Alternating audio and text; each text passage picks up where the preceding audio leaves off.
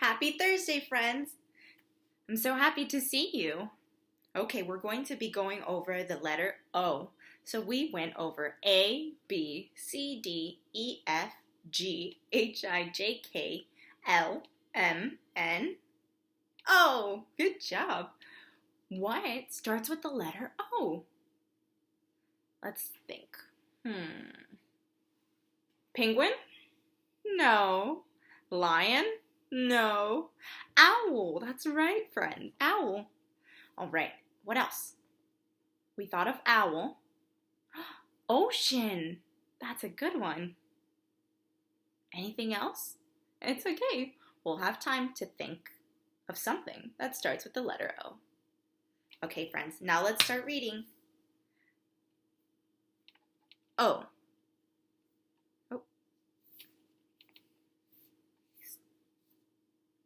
O for ostrich.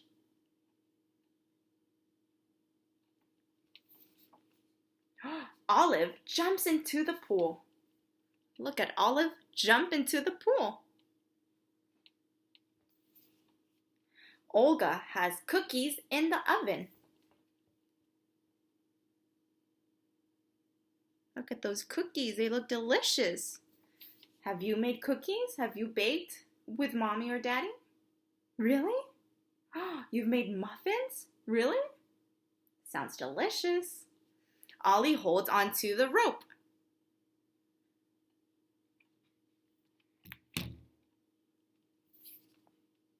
Oma reads a good book.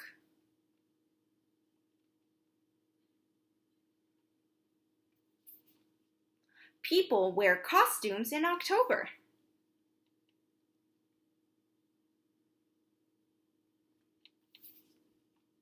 Oscar opens the door for his mom. Oscar's so nice opening the door for his mom. Omar looks at an oar. An oar.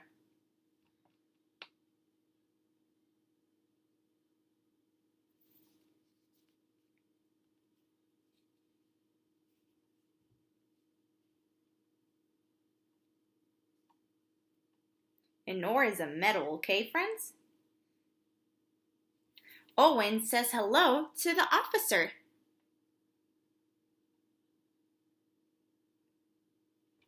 Hi, Owen.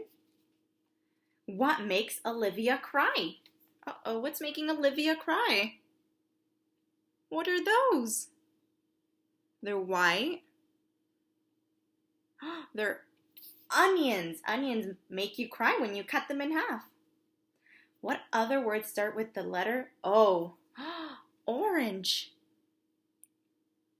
Have you had an orange lately? An ocean. Have you gone to the beach and the ocean is there? An octopus and an otter. If you go to an aquarium, you'll see both. The end. Okay, friends, now we're going to read Oliver Otter's own office.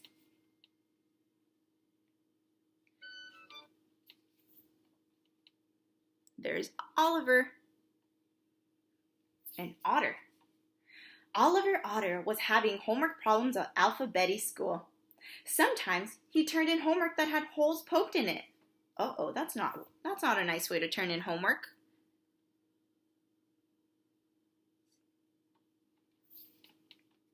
Sometimes his homework was soaking wet, sometimes his homework was torn, and sometimes his homework got lost.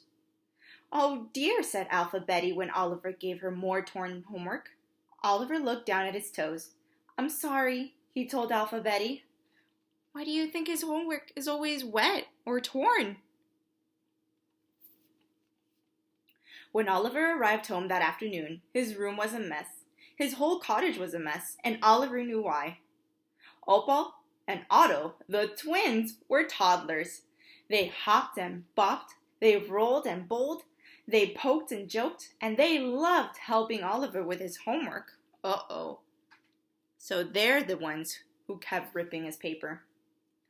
Oliver spoke slowly to the twins. Look, I have 4 pages of homework. I do not want them to get poked or soaked or torn, or lost? Opal and Otto nodded.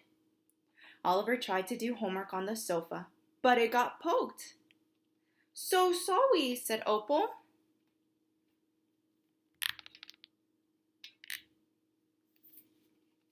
He tried to do homework on the floor, but it got soaked.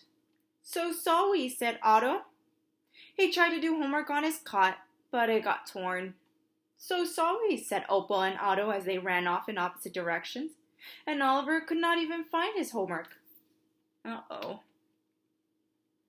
The twins are not helping at all. The next day, Oliver gave his homework to Alphabetty. One page was poked, one page was soaked, one page was torn, and one page was lost. So Alphabetty gave Oliver a note to take home.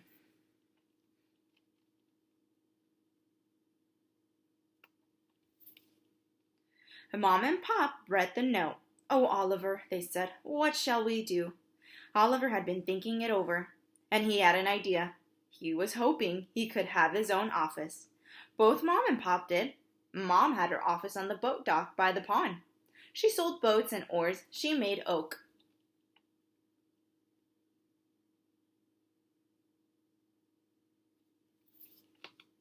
Pop had his office near his big outdoor stove. He sold hot rolls fresh from the oven. But Oliver had no office. He could not even close the door to his room.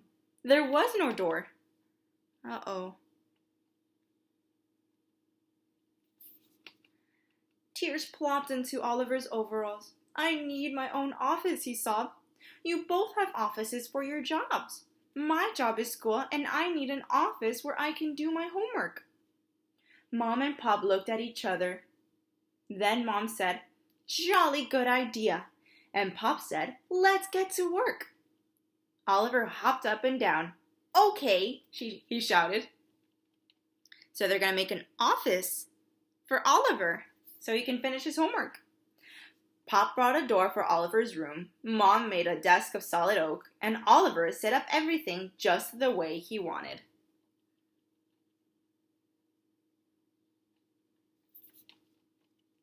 On Monday, Oliver brought home 4 more pages of homework. He closed his office door, and for the first time, he did 4 pages of neat homework. Opal and Otto could not poke it, or soak it, or tear it, or lose it. They sat on the floor by Oliver's door. They were oddly quiet, and they looked quite sad. Probably because they couldn't play with Oliver anymore. His homework is serious. He has to finish it and turn it in. The following morning, Oliver proudly gave his homework to Alphabetty. Bravo, she shouted. You've solved your homework problem. Yes, Oliver smiled. I have my own office now. But something was bothering Oliver. He thought about it all afternoon.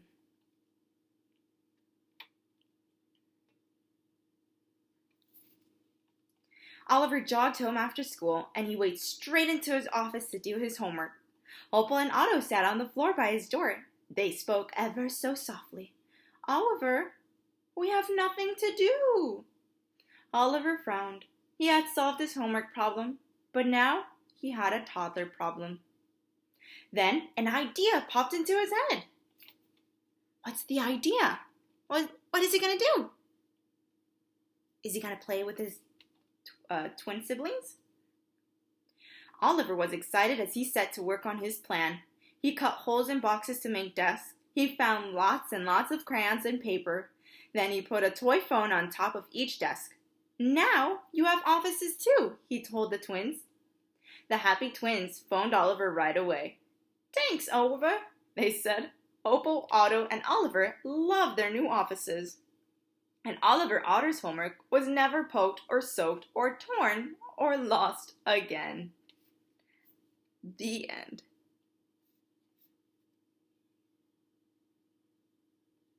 The Owl and the Woodpecker.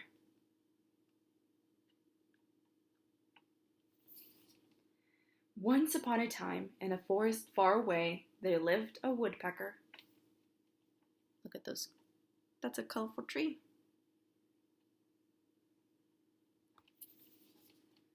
The woodpecker lived in a tree in which he slept all night and worked all day.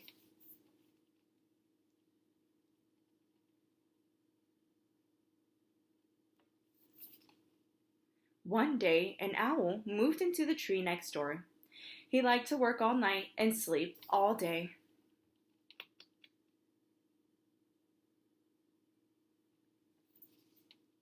Woodpecker pecked so hard and made so much noise that he woke Owl.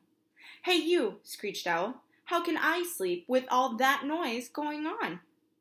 "This is my tree," Woodpecker said, "and I can peck it as much as I want."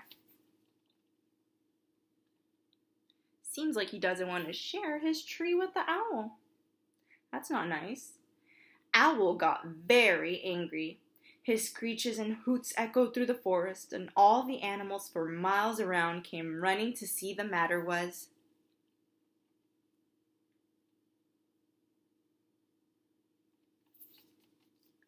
"You carry on pecking, Mr. Woodpecker," squeaked the mouse. "Owl is always bossing and chasing us around." "Oh, be quiet," growled the bear. Woodpecker, stop pecking and let Owl sleep. We like a peaceful life around here." Uh-oh.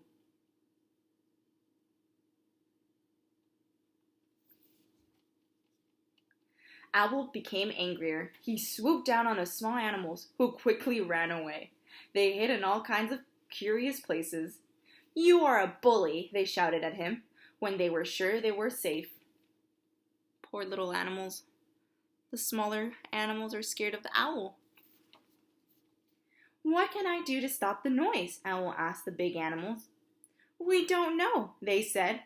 "You are the wise and clever one. Perhaps you could move to another tree." "Why should I?" snapped the owl. "I like living in this tree. That noisy woodpecker must move." Uh-oh. They don't like each other. But Woodpecker would not move. Day after day, his noisy pecking kept Owl awake, and day after day, Owl became more and more tired and more bad-tempered. He began to be so grumpy and so rude that the forest animals decided that they had to do something. So they called a meeting.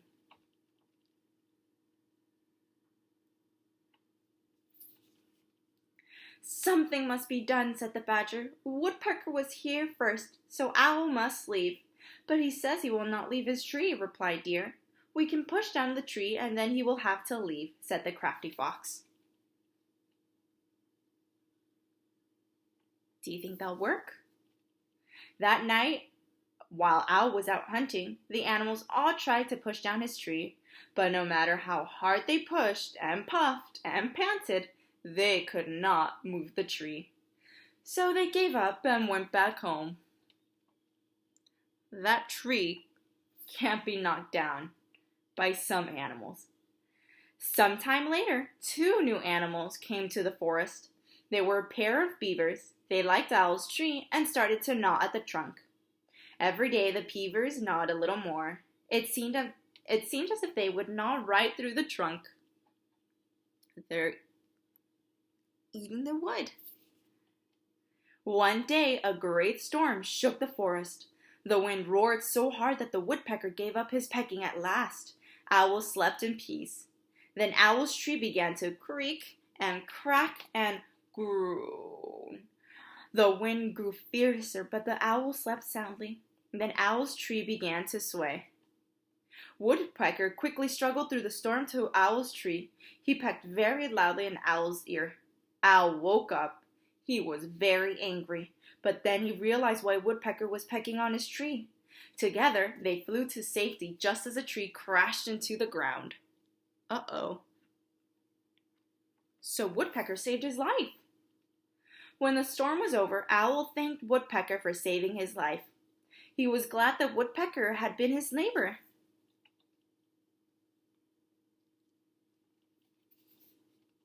So Owl and Woodpecker became good friends.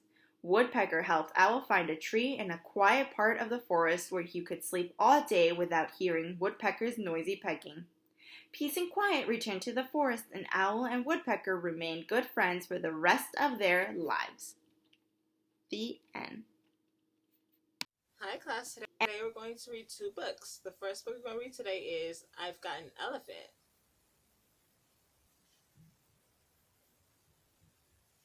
I've got an elephant who sleeps in my bed, and Superman pajamas that are yellow, blue, and red. Though other kids have teddy bears to cuddle up tight, I've got an elephant to hug me every night. But when I go to school, he gets lonely, and then you guys see the elephant?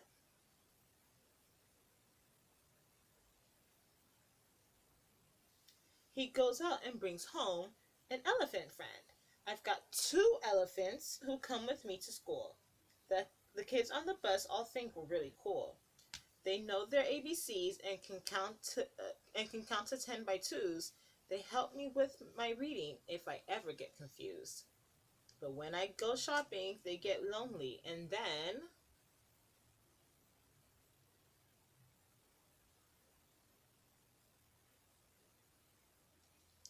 I've got three elephants who run through the mall, making stops at all the shops they love the best of all. They wriggle into fancy shoes and try on every dress. Sometimes I have to scold them because they make an awful mess. But when I go swimming, they get lonely, and then they go out and bring home an elephant friend. They had two, and now how many elephants do they have? Let's see, they have three.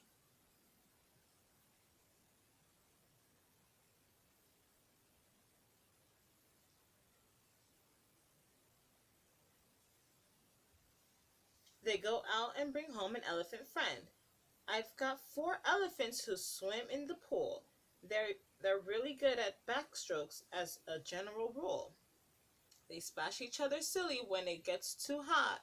A cool spray of water really hits the spot.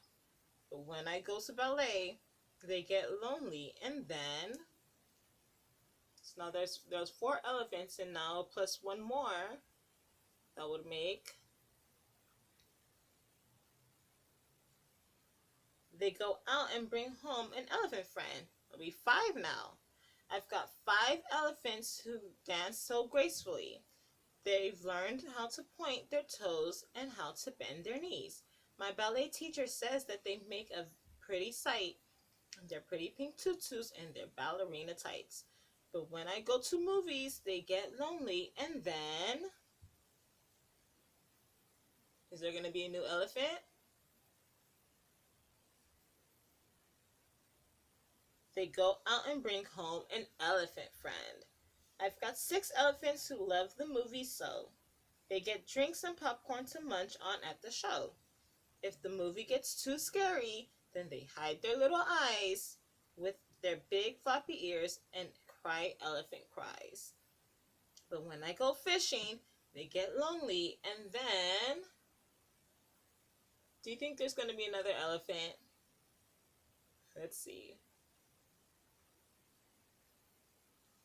They go out and bring home an elephant friend. That's a lot of elephants.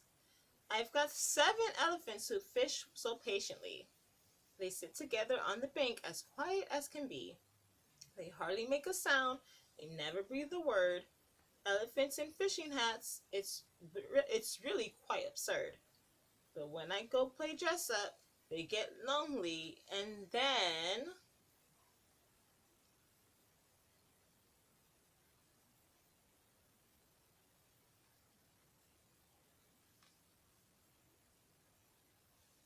they go out and bring home an elephant friend. I've got 8 elephants who prance down the stairs, pretending they're royalty and putting on airs. They gather round the table for a royal English tea, sipping from their teacups and having fun with me. But when I go sledding, they get lonely, and then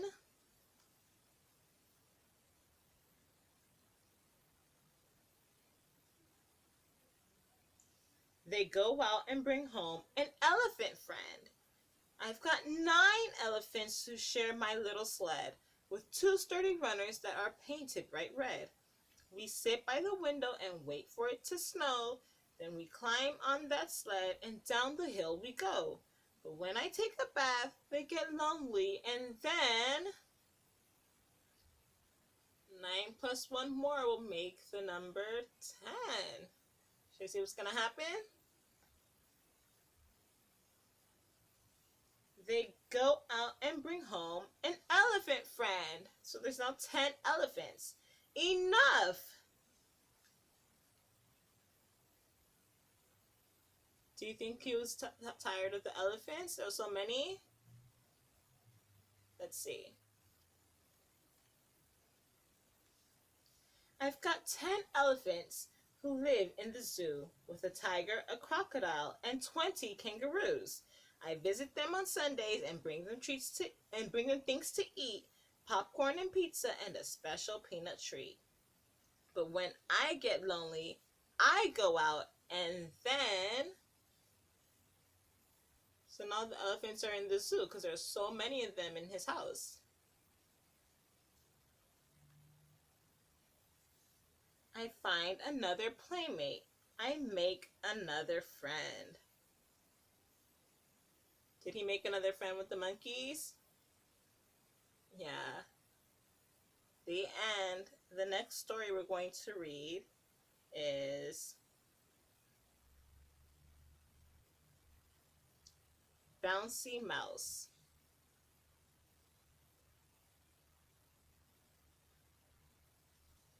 Bouncy Mouse is a jumping mouse. He likes to bounce around the house.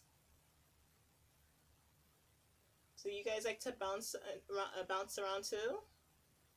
Hop like bunnies? He likes to sing. He's very proud that he can sing so very loud. He also thumps and bumps and drums. He rat-a-tats and rum-a-tums.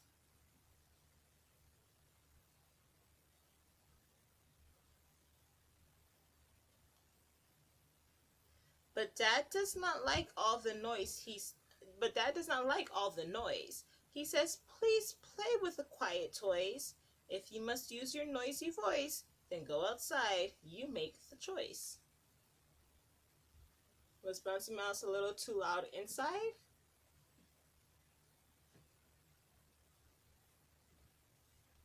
So Bouncy says, "I will go out where I can bounce and sing and shout.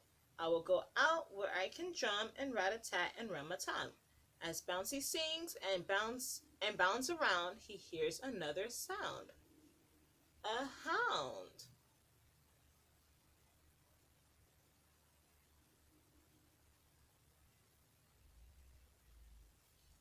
Howie Hound has come to play. He howls and yowls the hound dog way. Howie says, "I like your song." Bouncy says, "Then sing along." So Howie plays guitar and howls. He shakes his hip and yips and yowls. Do you guys like to sing songs too?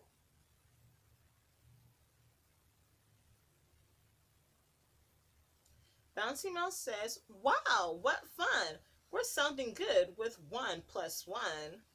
Bouncy then says, "We can be the best duet in history." Who's coming now? They moan and groan. It's Brownie Cow with her trombone. There's a new friend coming, and she has a trombone. Can Brownie play? She can. And how? She is a most astounding cow. Then Brownie sings with moody moos. Her trombone slides. She plays the blues.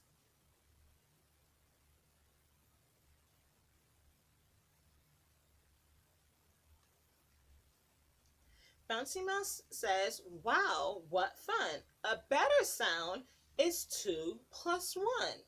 So Bouncy says to Brownie Cow, "Join in. We'll be a trio now." Brownie slides and Howie strums. Bouncy pats and pounds the drums.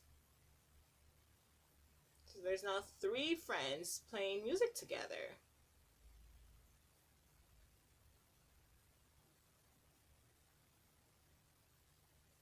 They're moving and they're grooving now, and look who's coming, Rowdy Sal. Rowdy Sow has brought her fiddle. Rowdy jumps right in the middle. Rowdy makes a plunky sound. She spins that fiddle right around.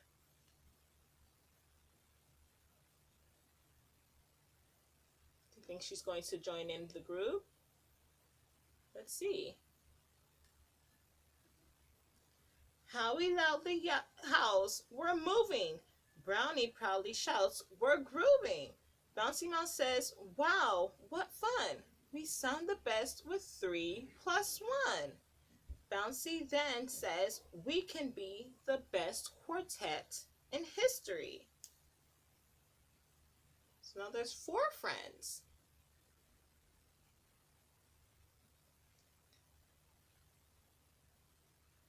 "No doubt about it," says a voice, "and now you have another choice.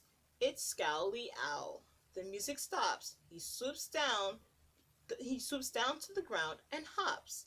Bouncy hides. What should he do? He does not want to be mouse stew. Uh-oh. The owl came to land right next to him, and Bouncy scared.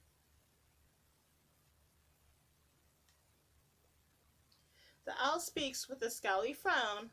"Bouncy, you should go to town. The county fair begins today. Those folks would like to hear you play." Then Scowly Owl does something grand. He smiles and then shakes Bouncy's hand. Did the owl like Bouncy's performance? I think so. The quartet marches into town. Their crowd goes wild, they boogie down. Brownie slides and Howie strums. Rowdy plunks and Bouncy drums. They're playing for the town.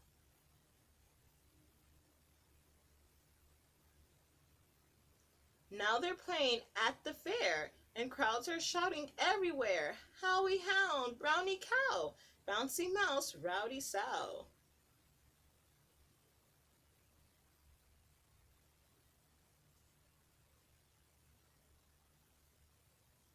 This little mouse is famous now, so are the hound and cow and sow.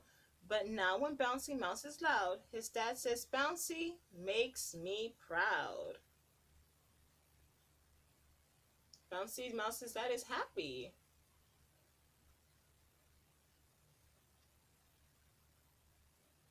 The end.